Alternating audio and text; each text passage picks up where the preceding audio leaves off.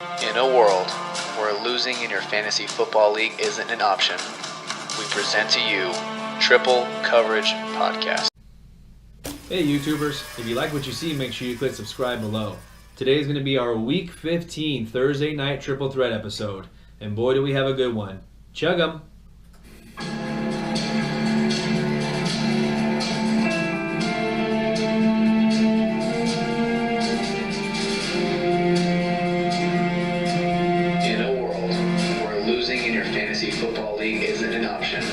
We present to you Triple Coverage Podcast.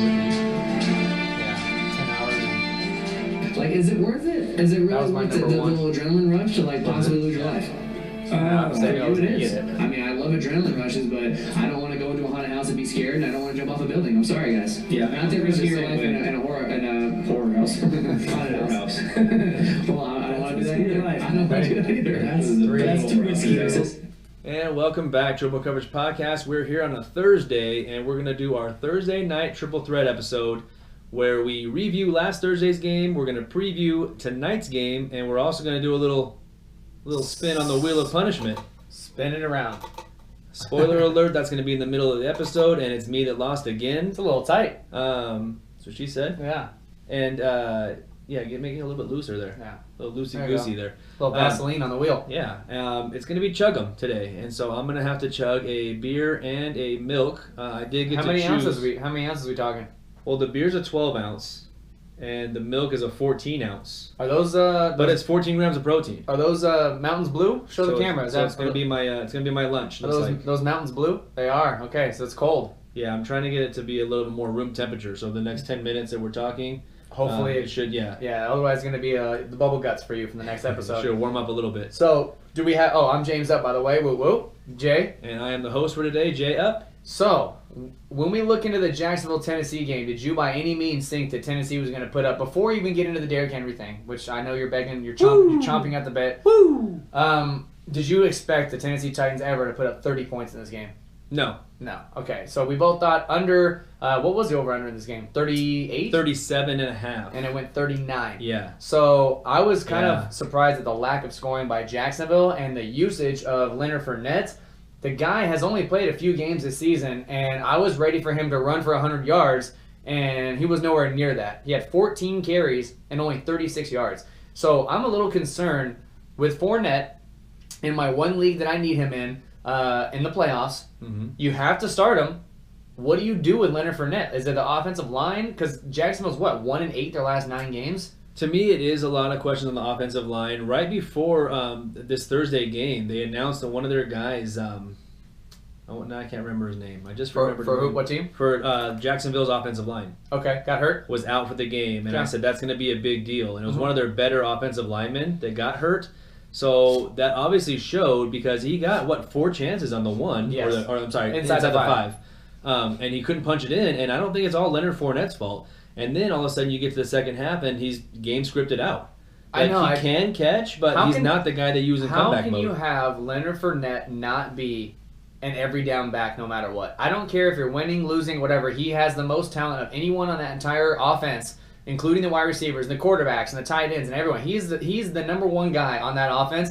He should never be game scripted out. Can we agree on that? And he can catch. That's what I'm saying. He's not like a guy's going to get you 50 or 60 receptions, but he doesn't drop a bunch of passes. Right, so he's not Jordan Howard. You mean to tell me you get down in a game and you're Jacksonville and you're the head coach and you're the offensive coordinator and you're like, you know what? We have Leonard Fournette who hasn't played the entire year. He's got the freshest legs in the damn NFL right now. We'd rather go with TJ Yeldon because he gives us a better chance to win than Leonard Fournette? Like, I just don't get that. The thing is that now that Coughlin is there as an advisor, yeah. Okay, I fully believe the stories that we've heard this week about Coughlin coming back and being the head coach and getting rid of Marone. I think that's going to happen. I think Coughlin will whip them into shape. This team doesn't need to be blown up. This team needs a quarterback. And then their defense is still solid. I'm sure through the draft they'll be able to get a few pieces to kind of make them more solid. They need a tight end, but they have good receivers. Mm-hmm. Safarian Jenkins went on the. I thought he was going to be decent, but he ended up getting injured, and they haven't replaced him. And they need a tight end. But they have a good running game. They have a good receiving game. They need a quarterback, and obviously they're going to let Bortles walk, like we talked about at the beginning of the year. I don't know why they gave him a 3-year extension to begin with. Yeah, but he's going to be gone. He had a really good last 5 or 6 games of the season last year, and that's what kind of got him that job to. This is still a playoff make 'em caliber trust team, though. Like, I think that they're only missing, like, they need to get a good quarterback, and I think they need to do that through trade, Matt Stafford. not through the draft. Matthew Stafford, look no further. Jacksonville Jaguars starting quarterback 2019. You heard it here first on TCP. Triple Coverage Podcast. Okay, now we can move on to Derrick Henry because I know you're waiting to talk and gush about him. So what was so different about this game where Derrick Henry's playing a really good run defense? I mean, they're average run defense in Jacksonville. They're better known for their pass defense, but they still got a decent run defense. He only got 17 carries, and he ran for 238 yards and 4 touchdowns, and could have had a 5th touchdown if he wanted at the end of the game. The entire crowd was chanting his name. Yes. He chose to give it to Dion Lewis to try to get him some action. Dion Lewis went in for 2 runs back-to-back, didn't get in. Then they put in Derrick Henry, and the entire defense and the entire stadium, the entire world knew he was going to get it, and he didn't get in. So he had a chance to get his 5th touchdown of the game. Right. So what changed? On the season, though, after this gigantic blow-up, right, you're like, okay, well, he just had 4 touchdowns. For the entire season, though, Derrick Henry only has 9 touchdowns total. He has 712 yards. 240 came from this game. So 700 yards running, and he's averaging 4.9 yards a carry. Again, after this game. So before this game, just non-existent as far as the run game goes, and now he has this big blow-up. What does this mean for not only the Tennessee Titans moving forward with how they use the run, but for Derrick Henry or Dion Lewis owners in Dynasty? What does this mean? To me, it wasn't so much just this one game, even though it had a huge part with it, and you see all these spikes in all of his average yards per carry and everything like that. The last few weeks, he's been running a little bit better. He's been getting touchdowns. Yes. He hasn't really been... He's been averaging more than he did at the beginning of the season. Okay. He still hasn't getting a ton of carries, but all of a sudden, it took 2 years and 14 weeks to figure out how to run Derrick Henry, and they said, you know what? This guy is pretty fast for how big he is, but when you run him between the tackles, he kind of gets tackled easily, so he doesn't run with that kind of big, strong authority that you think he's going to run with. So let's try him on some sweeps.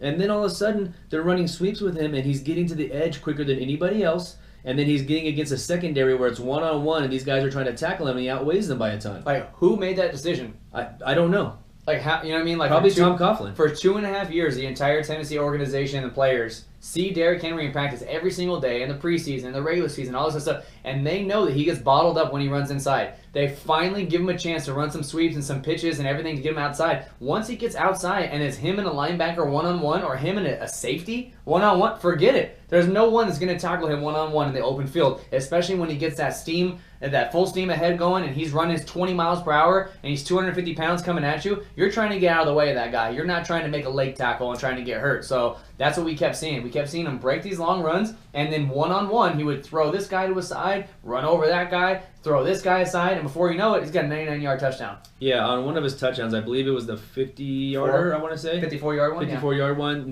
Next Gen Stats clocked him at 22 miles an hour. So you have this big, huge dude running 22 miles an hour. Like, who's gonna be able to arm tackle this guy? Like, you're gonna need more than one DB or one safety. That's like a Toyota Versa coming at you. That's like a Nissan Altima coming at you at 22 miles an hour. So who's getting in the way of that, making that tackle? Not many people. Going forward, I want to see it again. Right. I don't think that this is going to be like a sign of things to come. Do you start him next week? You need a win. You're in the playoffs. Do you recommend anyone else starting him? I know you personally are. To me, he's still flex worthy. I mean, he's a flex guy at best. He's not an RB1 or RB2 if you're in a pinch or if you have a decision in your flex spot. I mean, he's a flex guy. You have a lot of injuries that just happened.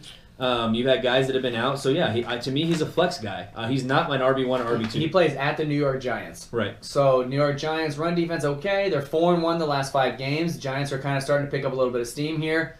Tennessee 7-6, and from this point forward, Tennessee has to continue to win. Correct. If they want to stay in the wild card hunt. So to me, it looks like, by all accounts, that they should be giving the ball to Derrick Henry more. Marcus Mariota to me is unplayable. He's the most inconsistent quarterback in the entire league. He threw for 162 yards and an interception again. Didn't do anything on offense, and you never know what you're going to get from him.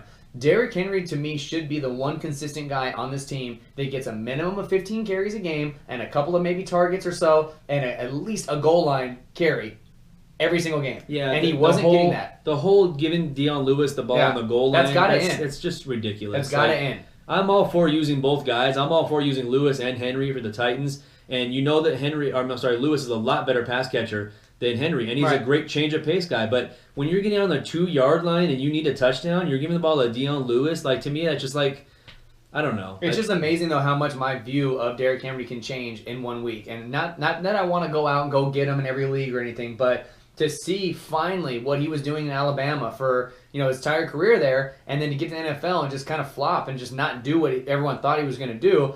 And then to finally see that little glimmer of, okay, wow, like this guy can run. He is very fast. Mm-hmm. He can run people over. He's not afraid of contact like everyone says. He just needs to run outside and get a little open space in there. He's like a little guy. Like, he needs to get out there in open space, and instead of making people move or miss by juking and doing spin moves, he's just going to run over or grab you by the face mask and throw you down, which I love to see smash mouth football. And to me, Derrick Henry, if he can put together 3 or 4 games here at the end of the season and does well, then he's an all-time high sell for me. Well, yeah, if he's putting it together like a few weeks, especially towards the end of this season, all he's basically doing is that when you go to a redraft next year, now he's going to get drafted even higher. Mm-hmm. He's going to be like a 4th or 5th round pick again, like he is every year, and then you're going to be disappointed again because, I don't know, maybe his career he's going to be just a flex guy as far as fantasy goes. Which, that's fine. Maybe he's never going to be an RB1 or RB2. And that's fine, Derek. We still appreciate your fantasy. I still love you. Yeah, you definitely still love him. On top of the punishment or the bets that we did have, you also lost a wall bet to me as well. You said that that Mariota would have at least 10 more points than Cody Kessler. Mm-hmm. That was not true. Kessler actually had 10 more points than Mariota. So I won that bet. I'm going to give myself a little star there. Was that the only wall bet we made? No, we made more. Didn't we make a Kyle Lauletta one? Not for this game, but yes, we made a Kyle Lauletta take a snap outside of kneeling the ball down. But neither one of us knew it was going to be because they were up 40-0. So I don't think you had that game script planned, but okay, I'll give you the win there. A win's a win. Yeah, it's just a weird win to take because obviously you didn't see that coming. Where was it? It was, Kyle Lauletta doesn't take a snap. LeGarrette Blount will get a touchdown if Kerryon Johnson doesn't play. He did not. He did not. So I went 1-2 on the wall bets. That's a win for me also. Yeah. He had another crap game. He had one good game against the Bears on Thanksgiving. After that, it was non-existent again. Yeah, well, there you go. So the total scores was Jay had Cody Kessler, he had Corey Davis, and he had Leonard Fournette.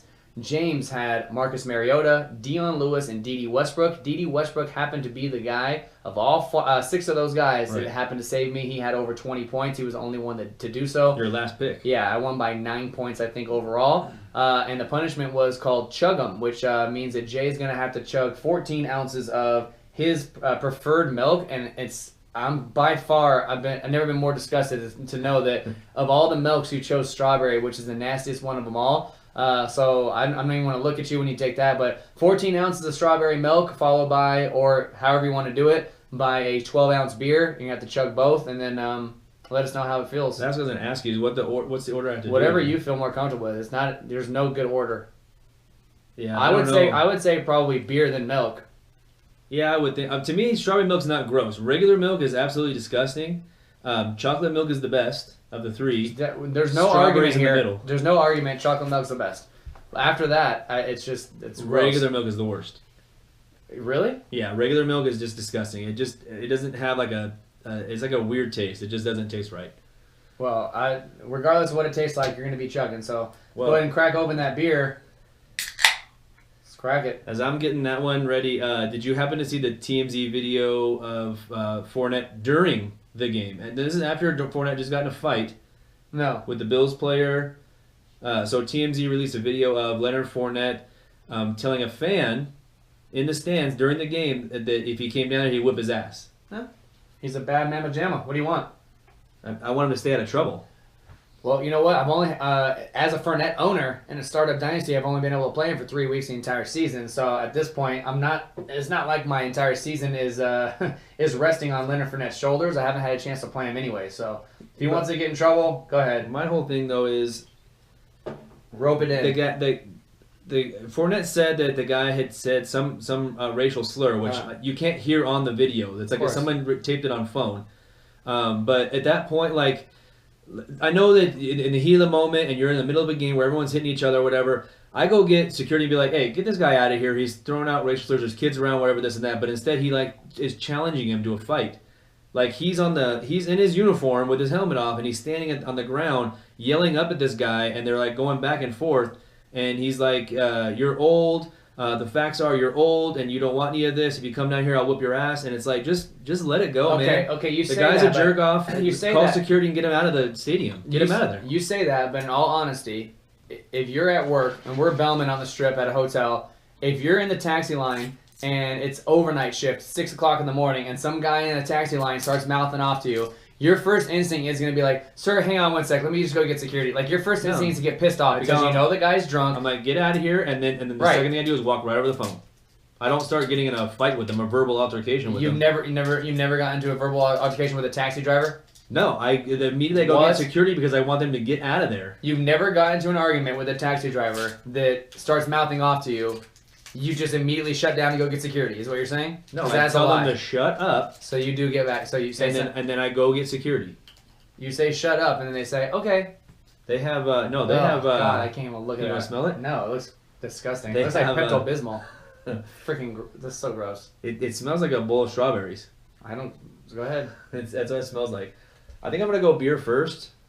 This is a lot of that's a lot of milk. I can't believe they had nothing smaller than a 14 ounce at the. I should have made you mix the two and take the whole thing. Mix the two? Yeah. No, that's disgusting. Are you gonna talk while I'm chugging, or? Yeah, sure. Why not? All right, I guess I'll go ahead and serve this punishment here. This is a Coors Light, going down the hatch. It's actually cooled off a little bit now. Yeah, it's not freezing cold. The mountains aren't blue anymore, so. Yeah, I was trying to hold the can so it would kind of warm up a little bit. Okay, go ahead.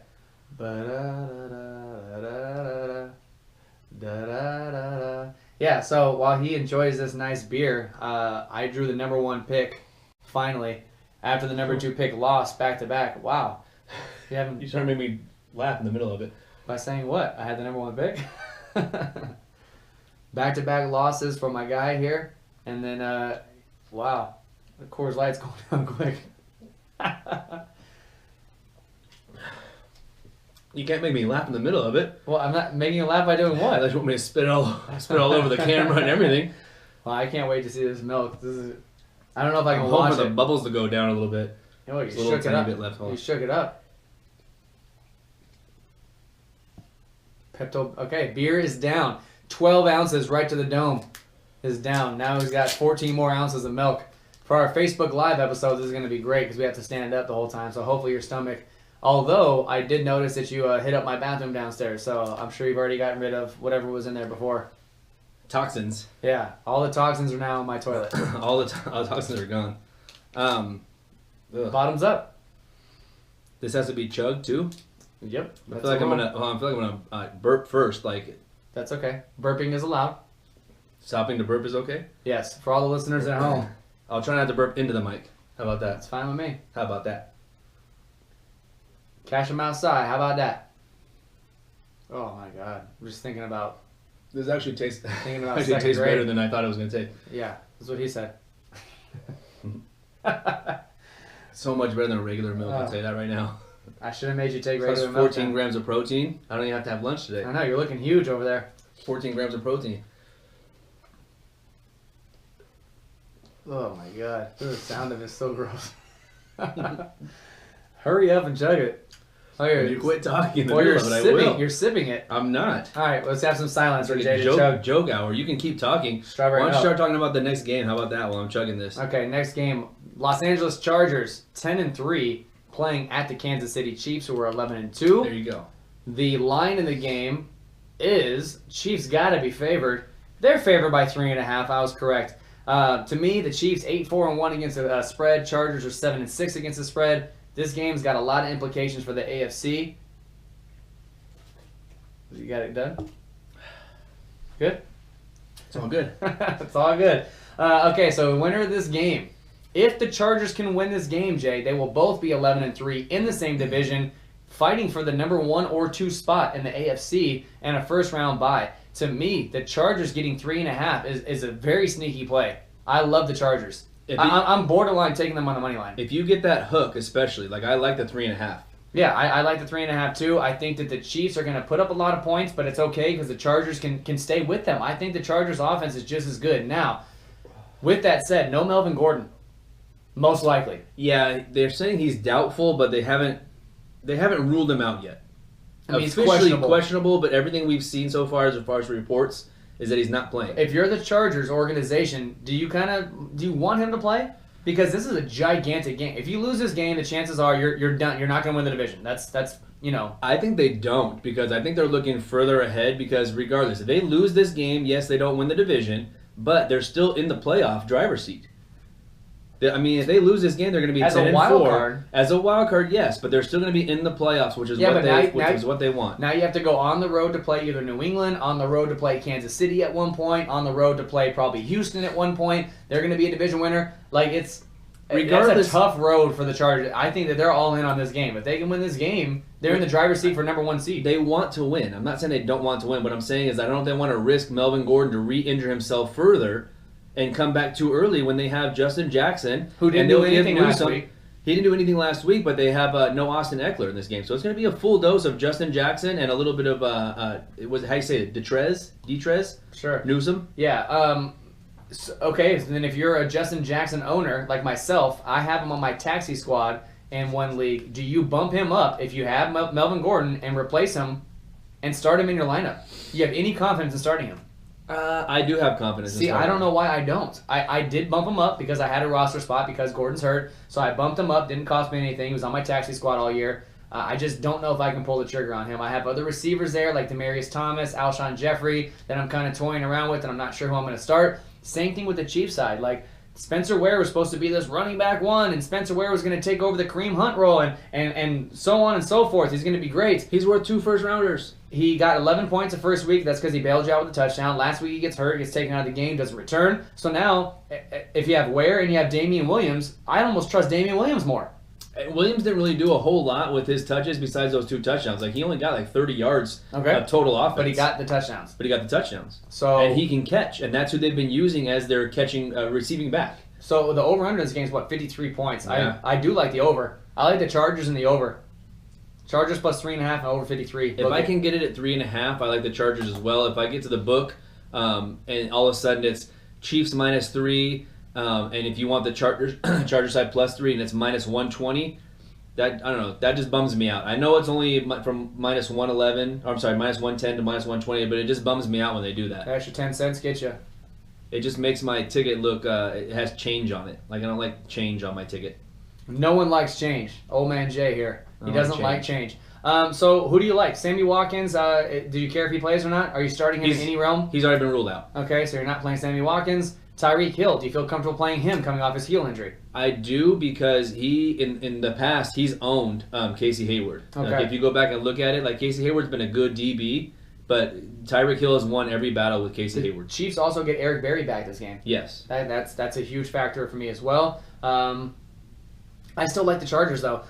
So for me, I'm betting the Chargers and over. I think the Chargers win this game outright, and they both finish 11-3. Makes it very interesting in the AFC to see who's going to win that division and who's going to come out the number 1 seed. Chargers are also 5-1 away. Yeah, 5-1 away at Kansas City, 6-0 at home. Right. So this is going to be a good game. This is going to be, to me, like the Chiefs-Rams game that was on Monday night. It could be one of those games where it's just score. Whoever has the ball last wins. I can't wait to see it. But total offense, look at that. 449 yards of total offense for the Chiefs are averaging. Chargers 402 yards. Yards allowed, the Chiefs are allowing 431 yards, and the Chargers 350. Mm-hmm. So it's going to be a lot of yardage, a lot of high scoring. If you have anybody in these fantasy games in your playoffs, this is a spot to start them. I love Tyreek Hill, Keenan Allen. I like the running backs, whoever they are. I do like Mike Williams and Tyrell Williams. I think that everyone gets a little bit of action in this game. Justin Jackson is going up against Kansas City's defense here, and they give up 128 yards on the ground.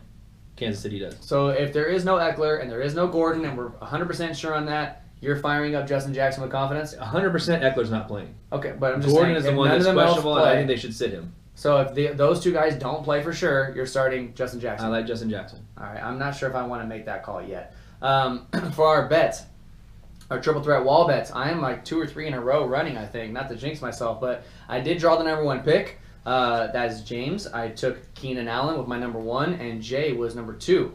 And what we decided to do, just to give everybody a heads up, is because there's so many guys that are questionable at the running back position, if you picked Melvin Gordon, you got Justin Jackson as well. So it's basically the running back, the starting running back for the Chargers. And if you picked Spencer Ware, you got Damian Williams as well. Right. Okay. Not together, but one of the two. Whichever one. Yeah. Because I think Gordon and Ware both may not play. So I would get Justin Jackson. That's where I went with my first pick was Gordon Justin Jackson. No, you didn't. You went Pat Mahomes with your first pick. Then I took Tyreek Hill. Then Jay took Gordon Jackson. Then I took Phillip Rivers, and Jay took Kelsey. So just to reiterate, James has Phillip Rivers, Keenan Allen, and Tyreek Hill. Jay has Pat Mahomes, Travis Kelsey, and Gordon/Jackson, whichever one plays. So if Melvin Gordon does play, you get Gordon. If Gordon doesn't play, you get Justin Jackson. And that's how we're going to work that. For the punishments, do we know what the punishment is yet? We don't, no, do we? We have to spin the wheel. All right, hang on a sec. I forgot. Let's kick that intro up. Did you loosen this up a little bit so it spins or no? Why did you tighten it in the first place? I don't know, I but don't know. yeah, I don't know. I'm sorry. My apologies, guys.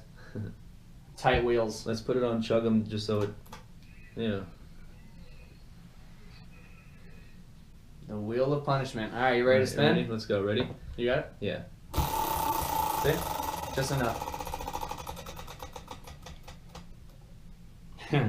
Okay, so this is called crackers. I think the rule was you had to have 6 Saltine. This is gonna be bad. Have you ever tried to do this? No. It's tough. 6 saltine crackers you got to eat, no water. Okay, so while you can talk while you're doing it, you can try to do whatever, but you got to eat 6 saltine crackers without water. It's going to be tough because I tell you before, I used to do this in school all the time. We used to challenge kids to do it, but you get the first 3 down easy, and you're like, this is going to be easy. And the 4th one, you're like, all right.